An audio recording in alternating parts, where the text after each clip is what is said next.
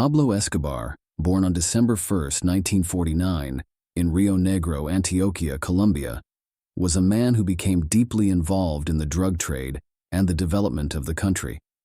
His family relocated to Medellin when he was young, and the city's development was influenced by the Spanish colonization of the region. As Latin America developed economically and demographically, Medellin also experienced growth, with its population increasing from 60,000 people in 1905 to over 300,000 by the time of Pablo's birth. As Medellin became the industrial capital of the country, Escobar became involved in rampant criminal enterprises that emerged in the city amidst urban poverty. He was involved in gangs and incidents with other gang members, including a fight with Julio Tulio Garces, which he lost but not deterred. The next incident involved him shooting Julio Gaviria in the foot, which led to his first few nights in prison. In his teenage years, Escobar and his friends were involved in various acts of petty crime, such as stealing gravestones and selling fake high school and university diplomas. The history of Colombia in the 20th century and the development of the drugs trade in the country cannot be disentangled from Escobar's life. Political instability in Colombia can be traced back to 1948, when populist politician Jorge Eliezer Gaitán was assassinated, leading to a decade of civil war known as La Violencia. This led to the formation of an uneasy coalition where the two parties held power alternately within the framework of a national front. The new government, with the covert support and encouragement of the United States, began cracking down on left-leaning elements within Colombia's politics, specifically Leninist Marxist communist groups, to prevent Colombia becoming a Russian ally within the Americas. The outbreak of a guerrilla war between the Revolutionary Armed Forces of Colombia, FARC, and the Colombian government, along with other paramilitary organizations operating in rural areas of Colombia, has lasted until the present day. The FARC and other groups have effectively controlled large parts of rural Colombia. In conclusion, Pablo Escobar's life is intertwined with the history of Colombia in the 20th century and the development of the drugs trade.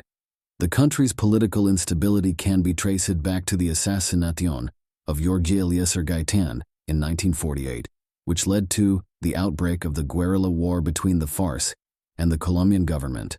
The global demand for illegal narcotics, particularly in the United States and Europe, surged in the 1960s and into the 1970s. The drug of choice initially was marijuana, but cocaine became the real money in producing and transporting narcotics into America. Colombia's ideal environment for coca plant production and increasing lawlessness in the 1960s made it the global center of cocaine production. Organizations such as the FARC allowed such activities to be carried out in their territories and tax producers, which became vital for their ability to maintain their civil war against the government by buying arms and other supplies. During Pablo Escobar's ascendancy and at his height, the production of cocaine in Colombia cannot be separated from the political circumstances of the country during the second half of the 20th century. By the time Escobar was in his later teens, he was already involved in organized crime, albeit on a low level in Medellin. Working in association with Oscar Benel Aguirre, he was selling contraband cigarettes and engaging in grand theft auto. The pair and their associates also conducted a number of high-profile kidnappings and collected large sums of money as ransoms. Escobar was more ambitious, wanting to become rich and to do so quickly, so he was willing to engage in all manner of crime to acquire money.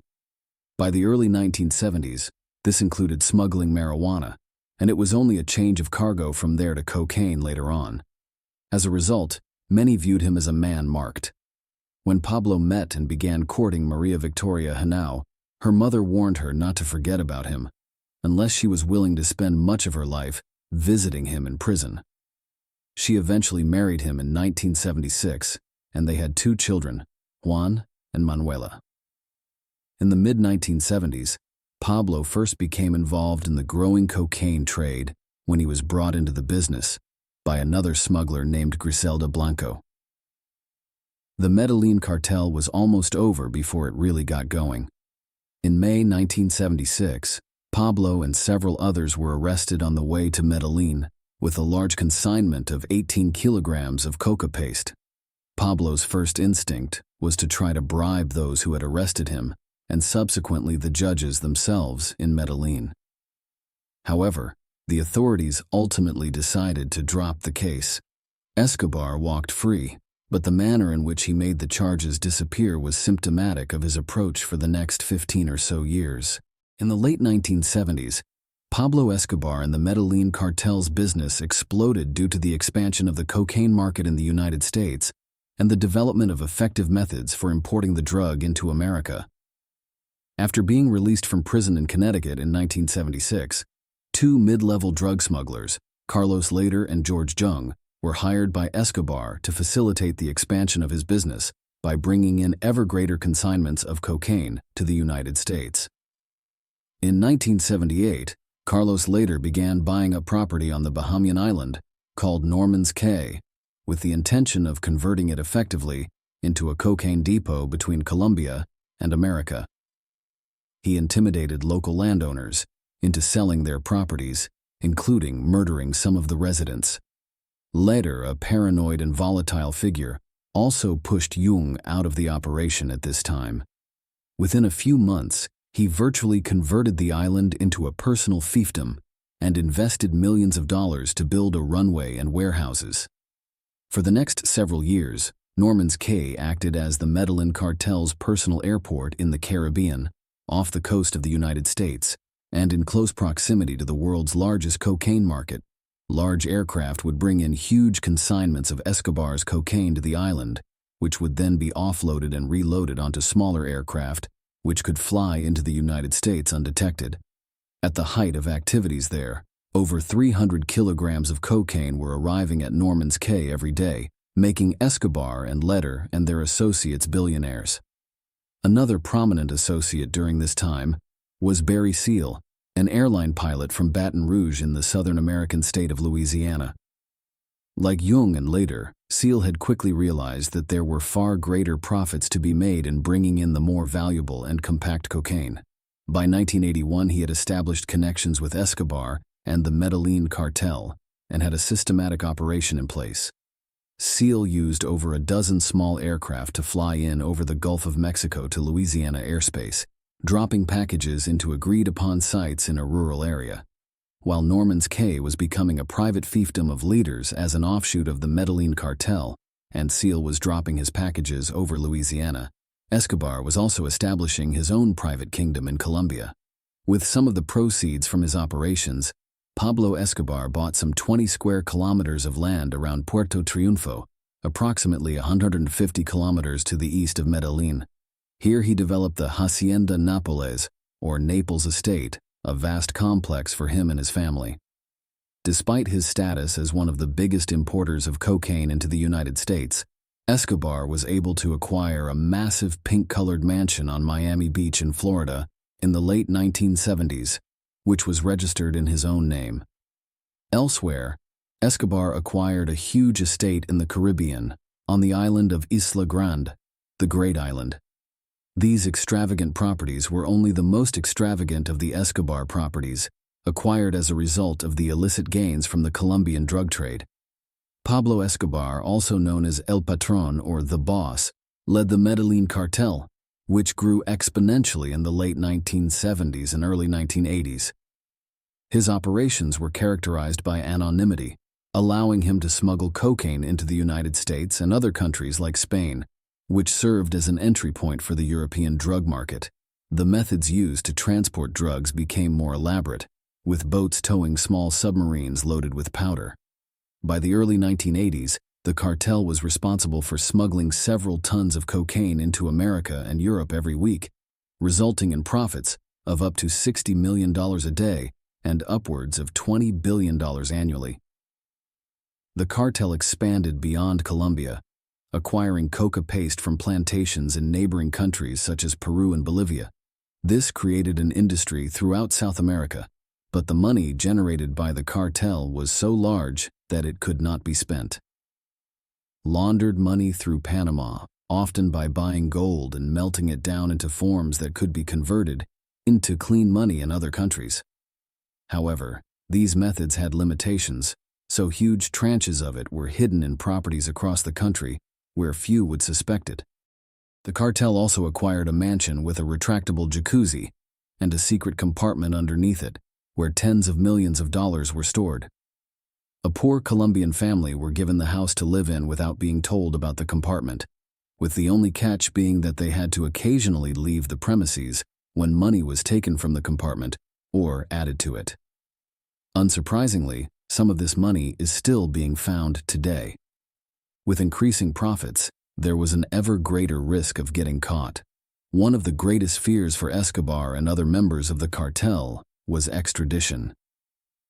In 1979, the Colombian government signed an extradition treaty with the administration of U.S. President Jimmy Carter, allowing Colombian drug smugglers who imported large quantities of cocaine into the United States to face criminal prosecution for their crimes there. This treaty came into effect in March 1982 and posed a grave risk to Escobar. To counteract the risk of extradition, Pablo attempted to gain popular support throughout Colombia. Much of his mystique was born from a self-created image of himself as a Colombian Robin Hood. He distributed substantial amounts of money as free cash giveaways to the people of Medellin, spent large sums on building projects in Medellin and the wider country, and dressed as Santa Claus at Christmas to buy the adulation of many Medellin's and wider Colombia's citizens. Pablo Escobar, the head of the Medellin cartel, entered Colombian politics in 1982 as a candidate for the Colombian Liberal Party. He focused on the extradition treaty between Colombia and the United States, arguing that the Colombian president, Julio César Turbay, was ceding some of Colombia's sovereignty to the United States by allowing Washington to extradite Colombian citizens to its own country and prosecute them there. However, Pablo had his own critics throughout the campaign, some of whom were silenced with bullets. One vocal dissenter accused Escobar of entering politics for his own ends, and the man was detained by the Medellin police shortly afterwards, which were elements of the cartel's employ. The man was handed over to Escobar's henchmen and later showed up dead on the streets of Medellin, his body riddled with bullets. Escobar managed to win election to the Colombian Chamber of Representatives in March 1982 through a mixture of intimidation and his populism. His entry into Colombian politics was a debatable strategy, as it generated unnecessary attention for him and provoked the conservative political establishment in Colombia to begin attempting to bring him down. The newly elected conservative president, Belisario Betancourt, was determined to oust Escobar from Colombia's politics.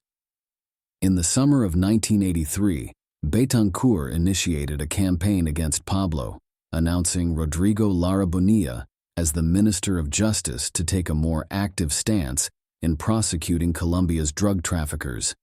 A media campaign was launched against Escobar, with a lengthy article appearing in the El Espectador newspaper assessing Pablo's earlier arrest in 1976. As the face of illegal drug trafficking in Colombia became the subject of unwanted media scrutiny, Pablo considered having the editor of El Espectador murdered and ordering members of the cartel to try to limit its readership. However, further stories began to break, including details about his affair with Colombian television presenter Virginia Vallejo, which led to a crisis at home and in public for the trafficker. In 1984, Escobar resigned his seat in the Colombian Chamber of Representatives, stating that he would continue to fight against oligarchies and injustices, backroom deal-making, and demagogues and dirty politicians. This defiant exit marked the beginning of Escobar's determination to confront the Colombian government in other, more aggressive ways. In 1984, 3 months after Pablo's resignation from the Colombian parliament, Justice Minister Rodrigo Lara Bonilla was killed in traffic when a Yamaha motorcycle pulled up next to his car. The back passenger, Ivan Dario Guisado, opened fire on Bonilla's car, killing him instantly. This act was seen as a declaration of war by Pablo on the Colombian government, which now moved to fully implement the extradition treaty with the United States. Pablo returned to Colombia in 1984 and began to escalate his conflict with the government. He opened contacts with the 19th of April movement, M19, a Colombian guerrilla organization that emerged in the 1970s and had become the second largest paramilitary organization in Colombia. M19 began preparing to attack the Colombian government head-on in response to the implementation of the extradition treaty with the United States, which the group saw as a blatant infringement of Colombia's national sovereignty. On November 6, 1985, 36 M19 guerrilla fighters stormed the Palace of Justice, the seat of the Colombian Supreme Court in Bogotá, taking over 300 individuals hostage, including most of the Supreme Court judges. Demands were issued calling for the renouncement of the extradition treaty and for President Betancourt to step down and face charges. The Colombian army surrounded the palace and was making preparations to storm the building if needed. Despite the M19 fighters' demands in the Palace of Justice, there seemed to be room for negotiation. On November 7th, the day after the attack began, there seemed to be room for negotiation. The paramilitary fighters within agreed to release a prominent hostage, but the mood soured soon after.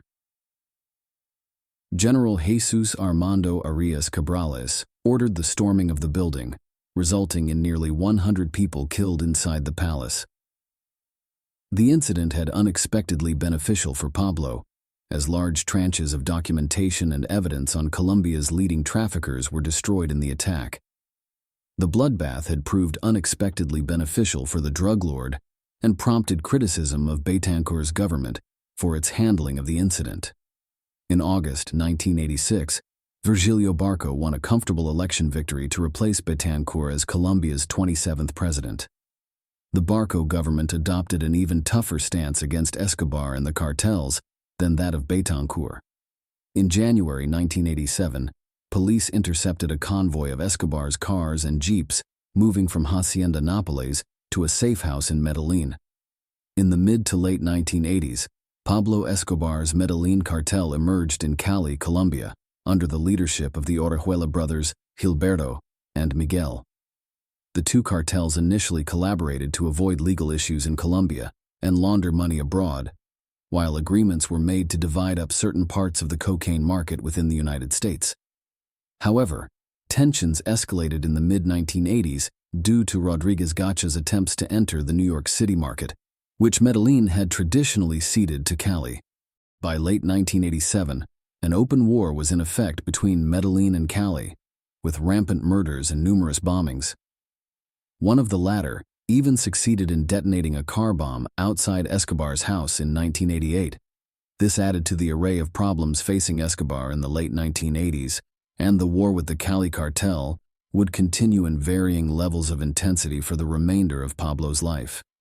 Despite the war with Cali and the government's ongoing efforts to arrest or extradite him, the Medellin cartel reached its peak of wealth and power in the mid to late 1980s, fueled by the ever-increasing demand for cocaine in the United States. By this stage, the cartel was generating revenues of approximately $70 million per day, or about $25 billion annually, a sum that would amount to over $70 billion when adjusted for inflation. Pablo continued to use this money to buoy up his reputation within Colombia itself. He began offering extensive financial support to Medellin's football team, Atlético Nacional, in the early 1980s. The club transformed from a mid-table performer in the Colombian National League to title contenders, winning him huge numbers of supporters in Medellin and Colombia more broadly. Escobar's trafficking operations had a frightening impact on the city of Medellin itself. By the end of the 1980s and into the early 1990s, Medellin had become statistically the most dangerous city on earth to live in, with an average of 18 homicides per day. Colombia, plagued by the government's clashes with the FARC and other guerrillas, and the wars and conflicts between the various cartels, had become the most dangerous country in the world. Pablo Escobar, the head of the Medellin cartel in Colombia, was not only responsible for the bloodshed, but also for engaging in acts of indiscriminate mass murder. In November 1989, a Colombian domestic passenger flight from Bogotá to Cali exploded in the sky, killing all 107 passengers and 3 others on the ground. Escobar had orchestrated the bombing in the lead-up to the 1990 presidential election in a failed effort to kill Cesar Gaviria Trujillo, a candidate in the election who it was clear would take a particularly tough stance on the cartels if elected. Just 2 weeks later, a truck bomb exploded outside the Administrative Department of Security building in Bogotá, targeting General Miguel Alfredo Marquez, the director of the department. The explosion killed 57 people and injured over 2,000 more in the building and the surrounding area. This incident highlights the extent to which Escobar was involved in the drug trafficking activities throughout Colombia in the late 1980s. In 1991, a new constitution was promulgated for Colombia, but it did not honor the extradition treaty with the United States. Many contemporaries and analysts have concluded that a broad range of individuals connected to the cartels, including Escobar, bribed dozens of members of the National Assembly to ensure that the extradition treaty was not included in the new constitution. With the fear of extradition to the United States temporarily removed and the difficulties of his position mounting, Pablo decided on another radically different course of action. He began to negotiate with elements within Trujillo's administration about how he could offer to serve a limited jail sentence to bring to an end his conflict with the state and make himself a relatively free man at the end of the process. In 1991, Pablo Escobar voluntarily surrendered himself to Colombian law enforcement, with the catch that he had requested that he be allowed to build his own jail, La Catedral, or the Cathedral. The prison was constructed on a hilltop overlooking Medellin, so that Pablo's associates and family could easily visit him. The prison featured a football pitch, jacuzzi, and even its own bar, replete with a waterfall. Escobar had even had his own private telephone line and a telescope set up so that he could get a bird's-eye view of what was happening in the city below. The terms of Pablo's sentence were that he would spend no more than 5 years imprisoned at La Catedral, and in return, the Colombian government had agreed to forego any efforts to extradite him to the United States. Escobar would effectively be allowed to continue to oversee his trafficking activities from on top of the hill overlooking Medellin, while the government would be able to save face and say that it had finally managed to impose some form of punishment on the drug lord. In 1992, Pablo Escobar, a notorious Colombian drug lord, was reportedly running the Medellin cartel from La Catedral. The Colombian government tried to move him to a more conventional Colombian jail in July 1992, but Escobar managed to leave without any restrictions. A false wall over an escape tunnel was removed, and he was able to leave through an escape route he had installed when his own prison was built to house him. This marked the end of his life, as he was now opposed by Trujillo's government, which was willing to call on the United States to try to apprehend, detain, or kill him. By the early 1990s, a division of the U.S. Joint Special Operations Command, known as SEAL Team 6, was in operation in Colombia with the express purpose of apprehending Escobar and potentially extraditing him to the United States.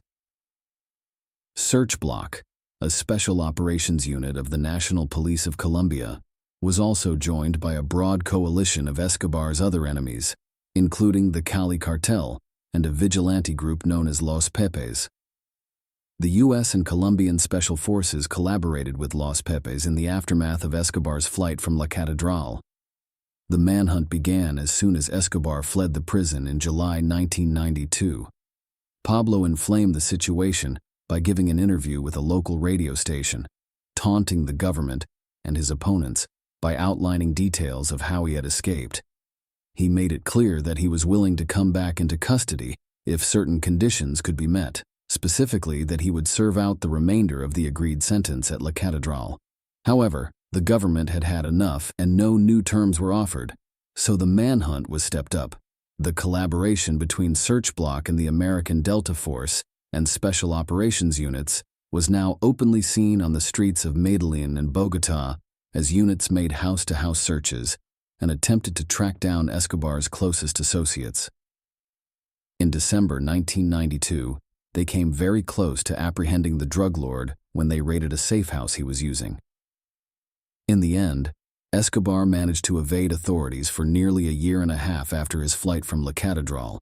He was finally caught in 1993 due to a surveillance operation that traced his cell phone transmissions. Searchblock and U.S. operatives determined that Escobar was holed up in another safe house in Los Olivos, Medellin. On December 2, 1993, Pablo was killed in Medellin, just one day after his 44th birthday and 17 years after the emergence of the Medellin cartel. After Pablo Escobar's death, the Cali cartel became the largest manufacturer and trafficker of cocaine in Colombia. However, it faced stiff competition from the Norte del Valle cartel, or North Valley cartel, which emerged in the final years of Pablo's life in the Valle del Cauca region. Both outfits were increasingly looking to transport their cocaine north to Mexico, which became the new entry point into the United States, as Caribbean routes to Florida and the East Coast became increasingly difficult to traffic through in the 1990s. The Cali cartel was largely dismantled and fragmented in the mid-1990s, and further successor syndicates appeared, such as the North Coast Cartel based out of the northern city of Barranquilla. These organizations each used ever more violent methods to establish themselves. Today, Colombia is gradually recovering from the drug cartels and political conflicts that ripped it apart in the second half of the 20th century, allowing figures such as Escobar to flourish. In 2016, an historic ceasefire agreement was introduced between the Colombian government and the FARC rebels, offering the possibility of an end to half a century of paramilitary violence in the country. The city of Medellin has prospered since Escobar's demise, with crime rates decreasing rapidly in the aftermath of the collapse of the Medellin cartel in the mid-1990s. The city has benefited from investment and the development of a major transport infrastructure, making it a hub of industry and business within Colombia once again in the early 21st century. Signs of Escobar's influence are still visible in Medellin, such as the abandoned La Catedral and the hippos wandering around the grounds of the Hacienda Nápoles.